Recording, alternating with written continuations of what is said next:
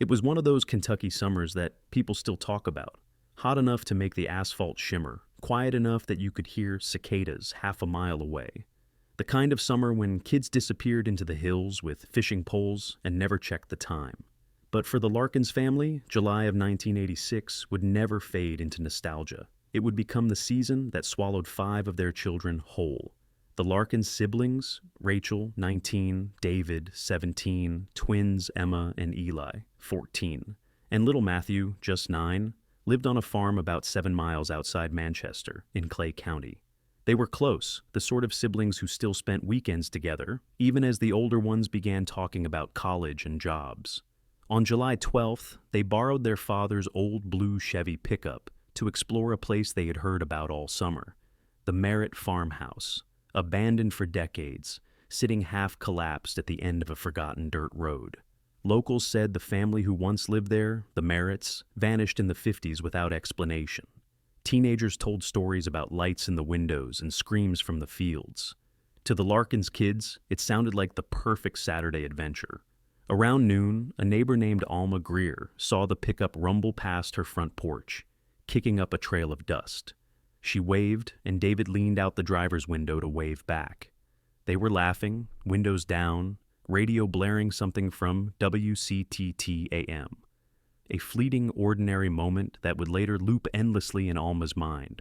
By evening, when the sun sank low behind the ridge, their parents noticed the house was too quiet. No noise from the TV, no clatter of dishes, no sound of the truck rolling back into the driveway. When night came, their mother, Darlene, called neighbors to ask if anyone had seen them. By 9:30 p.m., the Clay County Sheriff's Office had been notified. Deputies found the truck within the hour. It was parked under an old willow tree at the edge of the Merritt property, just as the locals had described, facing the farmhouse. The keys were still in the ignition. The driver's door hung slightly open. Inside, the radio was on, but only emitted static, the kind of low, whispering hum that filled the dark air around the empty truck. The farmhouse stood silent beyond it, 2 stories of rotting wood and broken windows, surrounded by waist-high grass that swayed in the humid wind. The moonlight cast a pale sheen on the cracked paint. Deputies called out the siblings' names, their voices echoing into the woods. There was no answer. Search teams arrived through the night. Volunteers brought lanterns and flashlights, sweeping through the surrounding acres. The property was overgrown, tangled with vines, littered with old farm equipment half buried in dirt. The sheriff's men found nothing, no tracks, no signs of a struggle, not even a torn piece of fabric. Only one thing caught their attention: a single small sneaker near the back porch, caked in dust, but oddly clean around the laces, as if it had been placed there rather than dropped. Inside the farmhouse, the air was heavy and damp. Boards creaked under every step. There were relics of another life scattered everywhere. A rusted sewing machine, faded wallpaper curling at the corners, a rocking chair still facing the window, as though someone had left it mid-motion. Near a shattered window in the kitchen, one deputy noticed faint handprints on the inside of the glass. Too small for an adult, smudged, desperate-looking, pressed against the dusty surface as if someone had tried to push through. By dawn, the first search dogs were brought in. They caught a scent near the back steps, 5 distinct human traces, but it vanished less than 50 yards from the house, where the weeds turned to open field. It was as though the trail had been erased, cut off abruptly at the edge of the property. The Larkins' parents waited at the command post through the next morning. Darlene clutched a blanket that had belonged to her youngest, rocking slightly in the folding chair as deputies came and went with flashlights and maps. Reporters began to appear. By noon the following day, news trucks lined the road, and the story spread through Kentucky like wildfire. Investigators considered every angle. Had the siblings run away? Been taken? Lost in the woods? But the woods were combed for 3 straight days. Helicopters swept over the valley. Nothing. Locals whispered other theories. That the farmhouse was cursed. That people who entered didn't come back. Some even claimed they'd seen light in the upstairs window the night the kids went missing, a dim yellow glow that flickered once and went out. The sheriff, a pragmatic man, dismissed all that as hysteria. But even he admitted something about the place felt wrong. On the fourth day, as the search expanded into the nearby creek and limestone caves, he stood on the farmhouse porch and stared at the open doorway. He later told a reporter he couldn't shake the feeling that the house was watching them. By the end of that week, hope began to thin. There was no sign of the siblings, no footprints, no vehicle movement. The only physical evidence remained that single shoe, the handprints, and the static-filled radio. The farmhouse was sealed off, then reopened days later when volunteers swore they heard noises inside at night, soft thuds as if something was moving. Deputies went back in but found nothing. They marked the search closed at midnight on July 20th. For the Larkins family, life froze in that summer. The kitchen table stayed set for 7. Their father, Frank, kept the porch light burning every night for a year. Their mother stopped sleeping in her bedroom, choosing instead to sit by the window facing the dirt road. Every creak of a truck passing by made her rise in hope. The abandoned farmhouse returned to silence, its windows dark again. In the official report, it was labeled unexplained disappearance. But to those who'd been there, it never felt like the end of a search, just the beginning of something much stranger. 33 years later, when the property would finally change hands, that silence would be broken. And what waited beneath that old Kentucky farmhouse would prove that the truth had been there all along, sealed just beneath their feet. By the third week of the search, Clay County had become the center of a statewide mystery. Patrol cars lined the gravel road leading to the Merritt farmhouse, and the once quiet community now echoed with the sound of engines, police radios, and reporters shouting over each other. Sheriff Wayne Copley, a man who'd spent 23 years handling everything from stolen tractors to back road accidents, had never seen anything like it. 5 siblings, gone without a trace. No witnesses, no leads, not even a clear starting point. He stood on the porch of the farmhouse each morning, hands on his belt, scanning the property like he could, will an answer out of the air. Troopers and volunteers fanned out through the fields. Search dogs moved in slow, patient circles. Old wells were uncovered, their rotted lids pried open to reveal nothing but water and mud. Deputies waded through shallow creeks, checking under driftwood and rock shelves. Others went into the dark mouths of long-abandoned coal shafts where the air was thick and foul, calling the siblings' names into silence that swallowed every echo. The media had already given the story a name, the Larkins mystery. Within days, reporters were parked outside the family's farmhouse, filming the mother staring out the kitchen window. National outlets arrived, speculating about everything from cults to UFOs. For Sheriff Copley, the cameras only made it worse. He knew the case was slipping away. Detectives started interviewing anyone who might know the property's past. They found drifters camping near the old service road, a few of whom claimed they'd seen lights around the farmhouse in the weeks before the kids vanished. One man swore he saw a figure standing in the upstairs window one night, tall, unmoving, lit from behind by a single bulb. Locals told darker stories. They said the Merritts, who owned the farmhouse back in the 1950s, had gone mad before disappearing, that there was a cellar built under the house that no one had ever found. Copley didn't believe in curses, but he couldn't ignore the unease that hung over the place. Even his deputies refused to go inside alone. When forensic teams combed through the interior again, they found the siblings' picnic cooler sitting in a corner of the kitchen. The sandwiches were still inside, wrapped in wax paper. Soda cans unopened. A thick layer of dust had already settled on top, as though the house itself was trying to erase the evidence of their visit. Nothing else seemed disturbed. No signs of struggle, no valuables missing, no fingerprints that didn't belong to the Larkins kids. Then upstairs, one of the crime scene techs called for the sheriff. In the back bedroom, behind a toppled dresser, 5 names had been scratched into the plaster wall. Rachel, David, Emma, Eli, Matthew. The letters were jagged, uneven, the kind of writing a child would make with something sharp. Each name stopped halfway through, as if the writer had been interrupted mid-stroke. They photographed it, took samples of the plaster, and even checked for recent etching, but lab results later showed the marks weren't new. The wall had been scratched decades earlier. That detail never made the papers. As summer turned to fall, the search radius widened and then slowly began to collapse. False leads flooded in. Truckers claimed to have seen the siblings hitchhiking on I-75. A woman in Tennessee swore they'd spent the night in her barn. 2 separate men confessed to killing them. each story contradicting the other. Psychics mailed in hand-drawn maps of the property with red X's marking supposed graves. Nothing matched, nothing stuck. Every tip ended in another dead end. By winter, even the national attention faded. Reporters packed up. The search funds ran out. The case file thickened with dead paper, interview transcripts, weather logs, aerial photos of the farmhouse and surrounding land. The last recorded search took place on December 3rd, 1986, when deputies dug through a collapsed drainage tunnel half a mile from the Merritt property. They found only mud and a rusted wagon wheel. The farmhouse was condemned 2 months later. County officials boarded the doors, nailed shut the windows, and posted a warning sign across the front steps. Locals stopped going near it. Teenagers who'd once told ghost stories about the place refused to drive down that road. The Larkins family held a memorial service the following spring.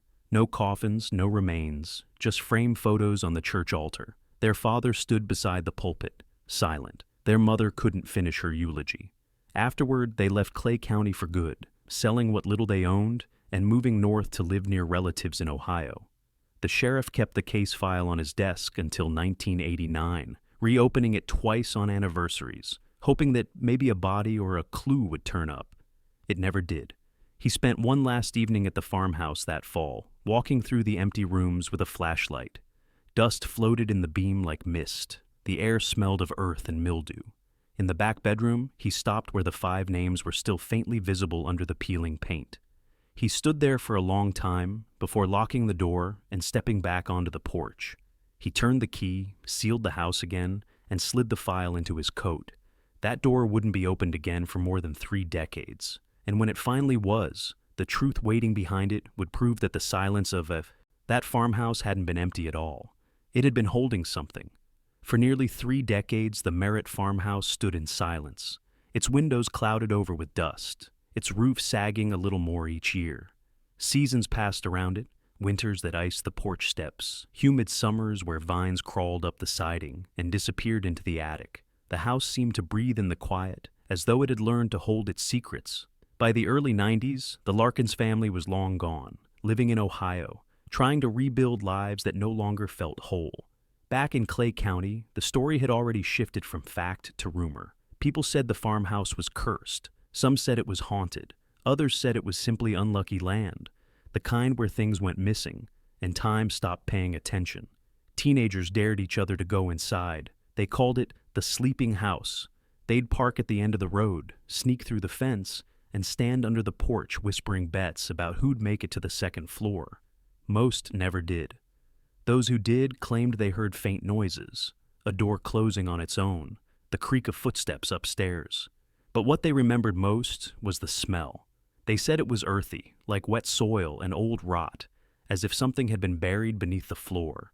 No one ever stayed long. By morning, the wind would erase their footprints, and the house would settle back into its stillness. Property records show the land changed hands twice during those years. In 1994, it was purchased by a man from Lexington who never visited. He paid the taxes but left it untouched. In 2001, a development company acquired it briefly, intending to clear the area for new housing. But the plans fell through when the county marked the structure as unsafe.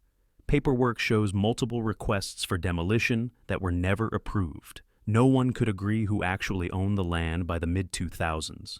In 2003, a construction crew contracted to install new drainage lines near the property uncovered something strange. While grading the ground for a utility trench, their excavator hit what they first thought was a buried septic tank. When they dug deeper, they realized it was the collapsed entrance to a root cellar. The foreman radioed it in, assuming it was part of the old farmhouse foundation. County inspectors arrived, took a quick look, and marked it unsafe for further digging. Within a week, the entrance was resealed with concrete. The project moved on, but years later, one of the crew members, a man named Paul Renner, would tell a reporter that he never forgot that day. He said when the excavator bucket first broke the soil, he heard something. Faint, almost like voices under the ground, not shouting, not words he could make out. Just a low murmur, like whispering through water. He thought it was the sound of the machine echoing in a hollow space. But later, when he was standing alone by the site, the noise came again, steady and soft, like someone breathing through the dirt. When he told the county supervisor, they laughed it off. Paul quit that job 2 months later. For the next 15 years, the property was forgotten again. The road leading to it grew narrow with overgrowth. The mailbox collapsed. Weeds claimed the porch steps. Hunters passing through said their dogs refused to go near the fence line. A few times, hikers or photographers posted online about the abandoned farmhouse in Clay County, but no one stayed long enough to take more than one picture. Meanwhile, back in Manchester, Sheriff Wayne Copley had retired. His badge was long put away, but one file never left his desk. He kept it in a weathered leather folder labeled Larkins. Inside were maps, photos, plaster samples, and his handwritten notes, each one marked by dates and question marks. Every July, he'd mark another year. Every few months, he'd read through the reports again, searching for something he might have missed. In the late 90s, he started to wonder if the case could have been part of something larger, a human trafficking operation that targeted rural teens. He corresponded with the FBI field office in Louisville, sending summaries and asking for help connecting other disappearances. They replied politely, saying there was no evidence to support the theory. Still, Copley couldn't shake it. He began tracking other unsolved cases across Kentucky and Tennessee, looking for patterns, missing siblings, abandoned sites, empty cars. There were similarities, but never enough to prove a link. By 2008, he'd started writing his own private notes in the margins. Was this place chosen, or was it something about the house? He underlined the word house 3 times. In his later years, Copley's wife said he would wake up at night, go to his study, and sit in the dark reading through the same case photos again and again. Sometimes, she'd find him staring at the grainy black and white shot of the farmhouse, the boarded windows, the sagging roofline, the overgrown yard. He'd say quietly that he felt like the land itself was hiding something, that whatever happened there wasn't done. By the mid-2010s, the story had faded almost completely from public memory.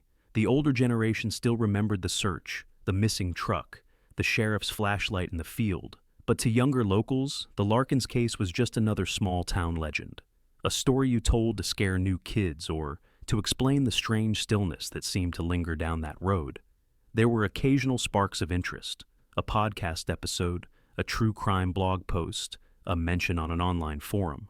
But nothing lasted, even when a documentary crew contacted Copley in 2017 asking to film an interview. He declined. He said it wasn't a story you could tell right. It wasn't solved, and it wasn't over.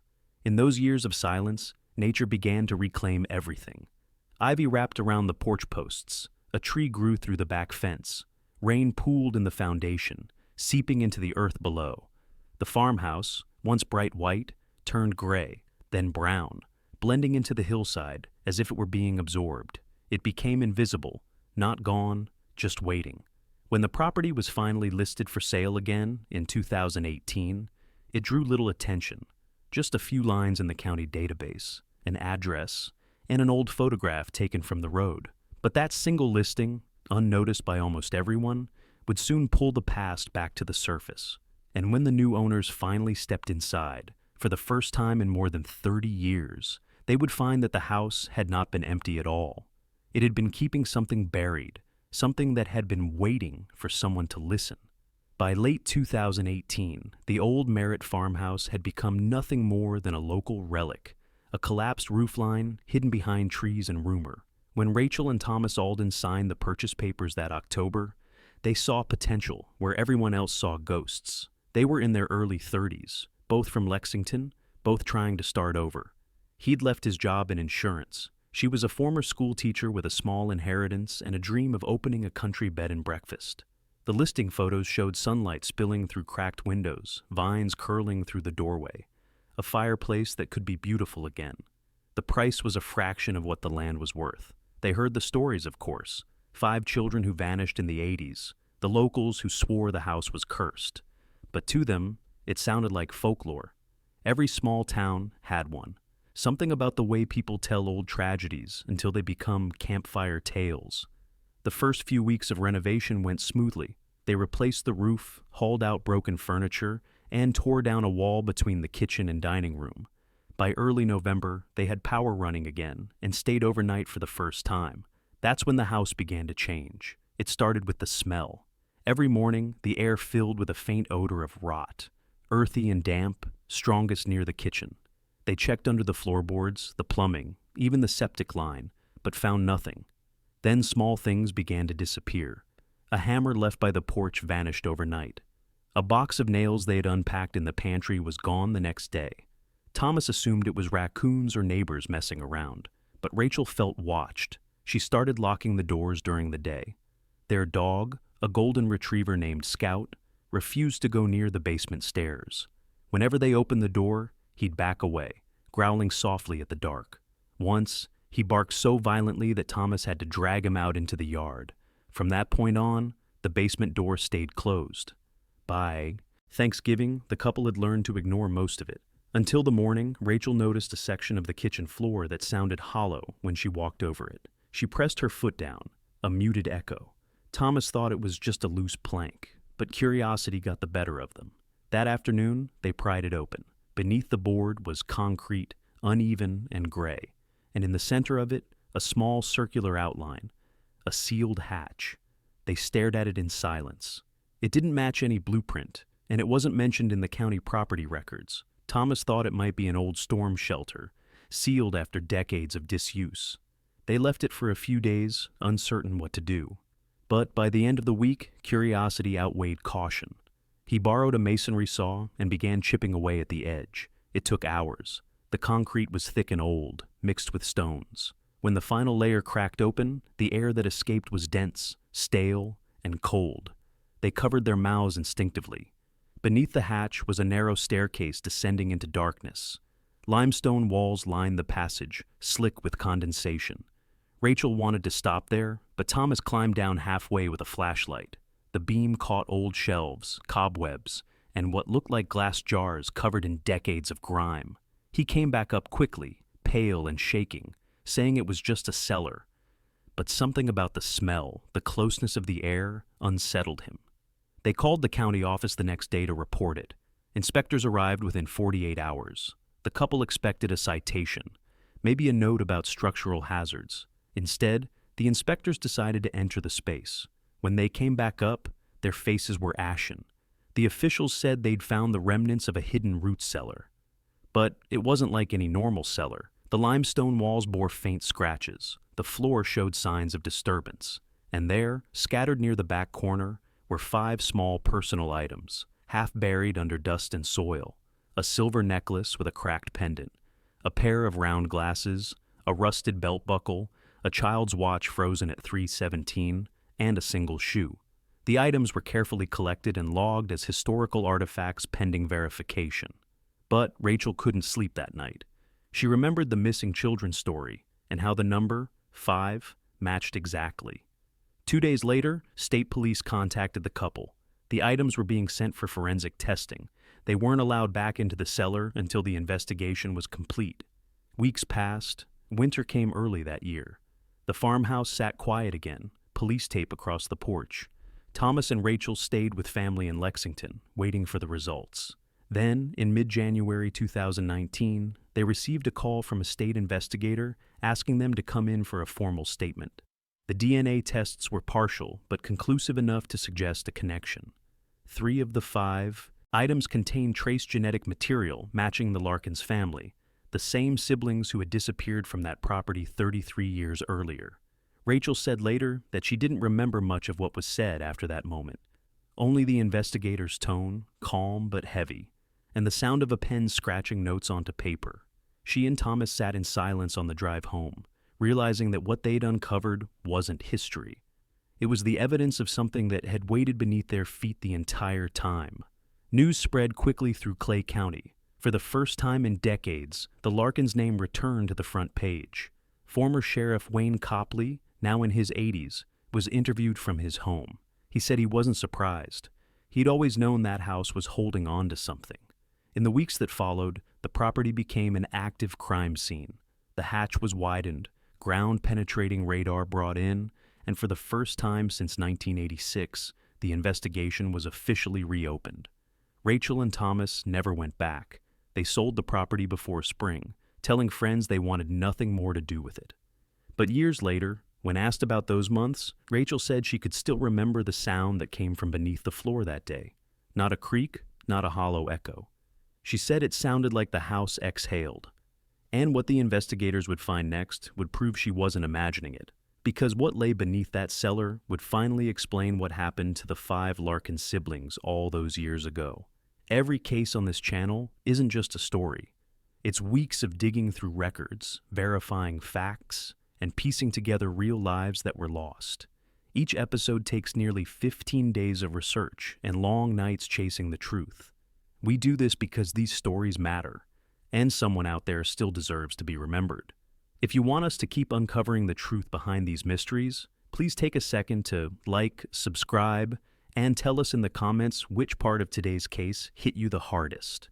Your support keeps us going, and if you want to watch more solved cold cases, the links are waiting for you in the description below. Now, let's get back to the case. By February of 2019, the Merritt farmhouse was no longer just an old property. It was an active crime scene. Within days of the discovery, the Kentucky State Police reopened the Larkins case, and the quiet stretch of rural road that had been forgotten for 3 decades filled again with vehicles, tents, and floodlights. The air was heavy with curiosity and dread. Neighbors who'd grown up hearing the legend now watched as investigators moved carefully through the yard, marking grids, setting up equipment, and drilling into the ground with precision. For the first time since 1986, the farmhouse was breathing again, and this time it was finally giving something back.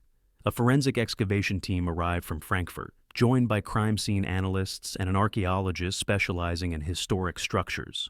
They began by examining the root cellar that Rachel and Thomas Alden had uncovered beneath the kitchen. The concrete floor was cracked in several places, and ground-penetrating radar was used to map what lay beneath.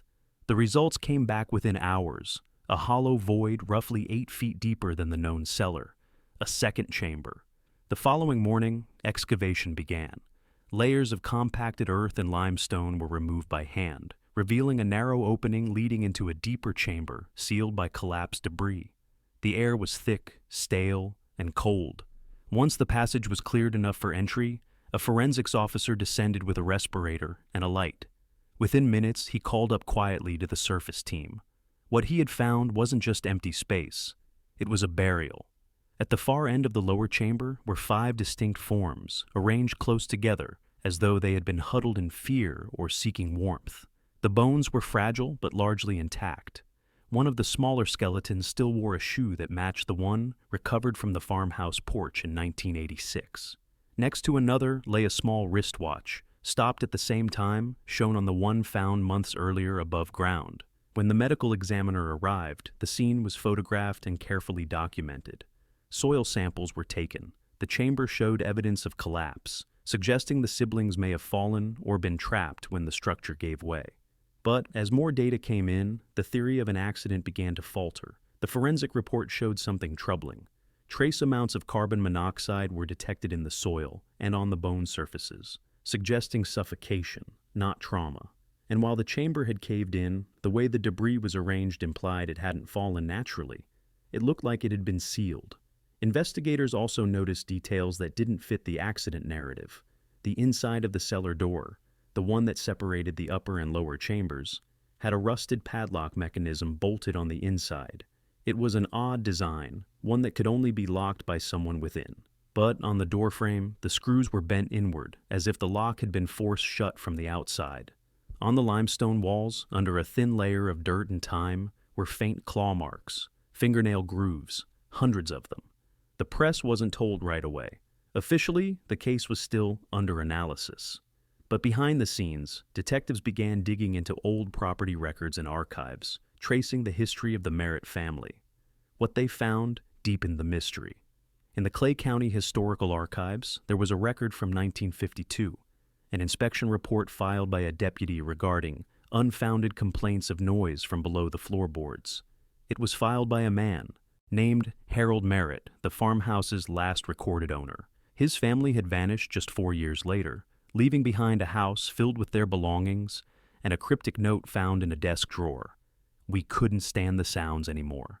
Back at the excavation site, investigators uncovered an old metal toolbox buried near the base of the cellar steps. Inside were tools that hadn't seen light in decades: a rusted lantern, a frayed coil of rope, and a water-damaged notebook wrapped in cloth. The pages were fragile but legible. It was Harold Merritt's handwriting. Most of the notebook was filled with mundane details: repairs, crop notes, weather patterns. But the final entry, dated August 14th, 1952, stopped the investigators cold. It read, "They said they heard them again last night, the children under the floor." It was unclear what that meant, whether it referred to literal voices or the ramblings of a man descending into paranoia. But paired with the evidence of the locked cellar, the claw marks, and the deaths of the Larkin siblings more than 30 years later, the implications were unbearable. Detectives reviewed all available records of the property and surrounding area. There had been reports of missing children in the 1950s. 2 neighbor kids last seen playing near the Merritt house before disappearing without a trace. The case was never solved. The timing matched the last dated entry in Merritt's journal. The working theory began to take shape. In 1986, when the Larkin siblings explored the house, they might have found the original cellar entrance hidden under rotted flooring. The structure, weakened by age, could have collapsed as they descended, sealing them inside. But the physical evidence complicated things. The deliberate lock, the positioning of the remains, the lack of any visible exit attempts near the upper floor. Someone, at some point, had sealed that chamber completely. Whether it was Harold Merritt decades earlier or something more recent, investigators couldn't say. DNA tests confirmed that the remains were indeed those of Rachel, David, Emma, Eli, and Matthew Larkins. After 33 years, the missing siblings had been found, together, exactly where they were last seen. When former Sheriff Wayne Copley was informed, he reportedly sat in silence for a long time.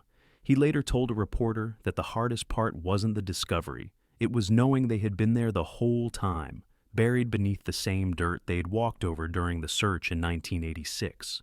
The Merritt farmhouse was sealed off permanently. State officials classified the property as structurally unsafe and ordered a controlled demolition once the investigation concluded. But before it could happen, forensic teams spent weeks cataloging every inch of the site. They found no sign of any other human remains, only the traces of the 5 children who'd vanished that summer. For Clay County, it was both a revelation and a nightmare.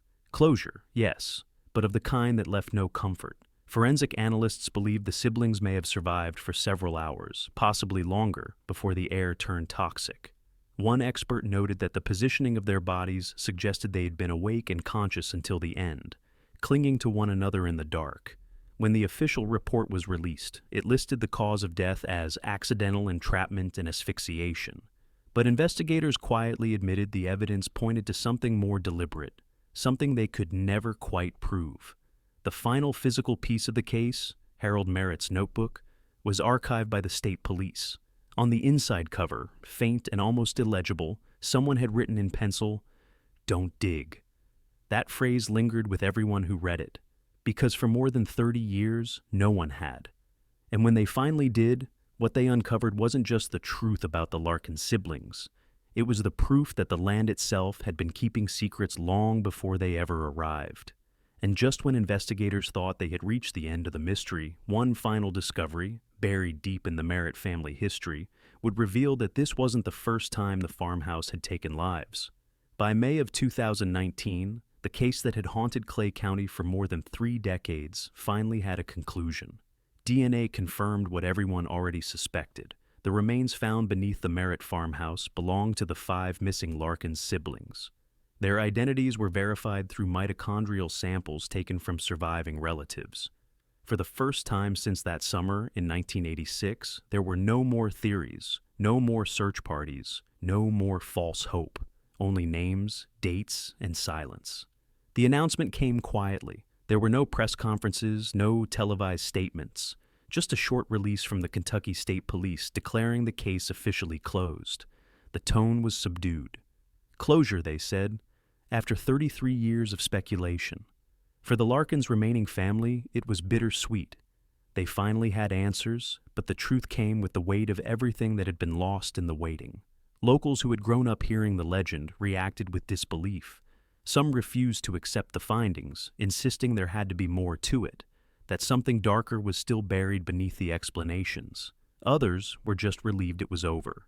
The farmhouse was condemned, fenced off, and scheduled for demolition later that summer. But before that happened, investigators began one last sweep of the property's history, determined to understand what had really gone wrong. In the process, a detail from the past surfaced, something long overlooked. In the county archive, tucked away in a box labeled Merritt Herald Correspondence, the Oostdeutsche single police report from 1953 described a pair of missing children who vanished near the same property. The document was short, just 3 paragraphs, but it mentioned the deputies searched the Merritt farm after reports of strange noises and children crying under the floorboards. The search turned up nothing, and the incident was closed without resolution. Those 2 children were never found. When detectives cross-referenced the old report with census data, they discovered that Harold Merritt, the man who owned the farmhouse at the time, had a long history of psychiatric issues. Medical records from the state hospital in Lexington showed that he'd been treated for paranoia and delusional episodes. He believed a catastrophic storm was coming, one that would wipe the land clean. According to his notes, he'd spent years building hidden chambers beneath the farmhouse, designed to protect what he called the innocent ones. The deeper investigators looked, the more disturbing the pattern became. Handwritten diagrams recovered from Merritt's notebook showed multiple underground spaces, small, sealed rooms, each with its own entry mechanism. County land surveys confirmed that at least 2 of those chambers were never excavated. One had collapsed decades earlier.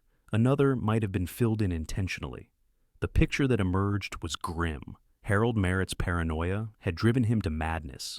Believing he was saving children from an imagined disaster, he built a network of underground shelters and, in at least one instance, trapped living people inside. Records indicate that he died by suicide in 1956, found in the barn behind the house, leaving no confession, only a short note that read, "They're safe now."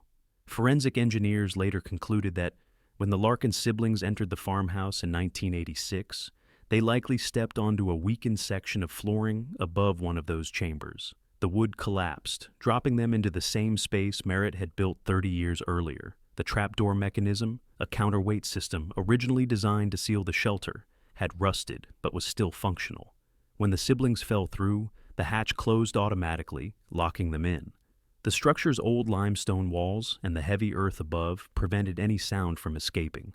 The siblings would have had air for a time, but not for long. Tests on the chamber's interior confirmed lethal levels of carbon monoxide produced by the decomposing soil and trapped organic matter. The evidence suggested they remained alive for several hours before succumbing. It was an accident, one built on the foundation of someone else's insanity decades before. When the final report was published, Sheriff Wayne Copley, now 84, requested a copy. He read it alone in his study, the same way he had read the missing persons files for years. He didn't say much afterward, only that he wished he'd been wrong, that the truth would somehow have been kinder. In June, before demolition began, Copley drove out to the Merritt property one last time. The fields were overgrown, but the air felt clearer than he remembered. An excavator stood waiting by the driveway, its metal arm poised over the collapsed remains of the house. He stayed back behind the safety line as workers began tearing through what was left of the structure.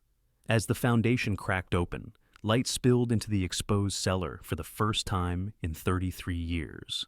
Dust rose in soft spirals. The space that had once been sealed tight finally breathed.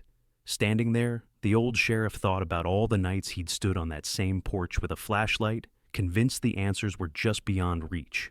They had been, but not in the way anyone imagined. There was no monster, no curse, no legend to chase, only human fear, human error, and the ruin it leaves behind. When the demolition was complete, the ground was leveled and reseeded with grass. By fall, wildflowers began to grow over the site. The land looked peaceful again, though anyone who knew the story understood that peace wasn't the same as forgiveness. In the end, the truth wasn't supernatural. It didn't need to be. The real horror was simpler, a man's madness buried beneath generations of silence, a family's loss suspended in time, and a town that tried to forget until the earth itself forced them to remember. As the years passed, people stopped driving out to see the site. The road grew quiet again, and the field settled back into the rhythm of the hills. But on certain evenings, when the wind moved just right through the grass, locals swore you could still hear something faint, not cries or whispers, just a sound like the shifting of old soil, as if the land itself was remembering what it had kept hidden for so long.